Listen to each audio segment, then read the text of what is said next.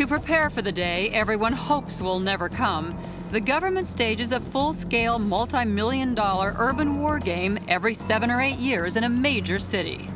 To test their readiness, our government has secretly planted a device in the metropolitan New Orleans area that is to look, feel, and act like a nuclear bomb. The mission? To detect, disarm, and destroy the simulated weapon. The planning for this highly classified operation, codenamed Mirage Gold, began 2.5 years ago and culminated in New Orleans with a call to the FBI. An informant had infiltrated a terrorist organization.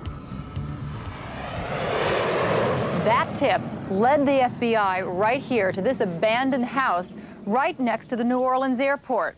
They began a stakeout, and at 3:30 a.m. it became clear that that informant's life was in danger. And then a full-scale assault was ordered. The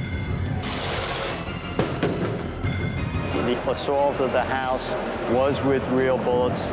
Placed in the house were targets of innocent people. So the hostage rescue team has to make an instantaneous decision, shoot or don't shoot. The hostage got out alive and 6 subjects were killed.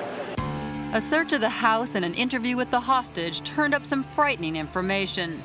The terrorists had a nuclear bomb hidden somewhere in the city.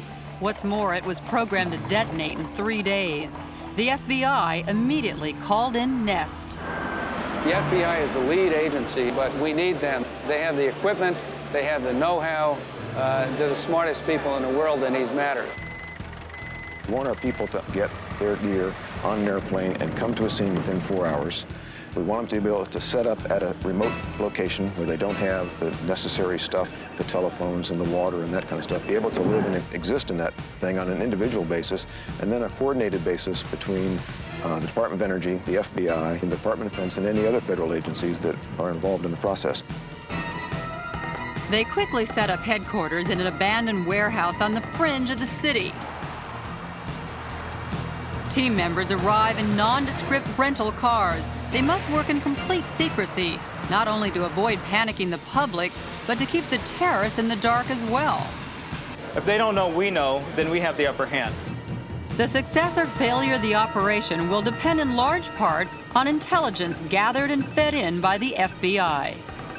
We're feeding them intelligence in the form of clues.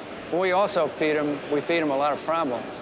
We feed them a lot of phone calls that they would rather not receive from irate people or from people who are maybe people furnishing them red herring information even.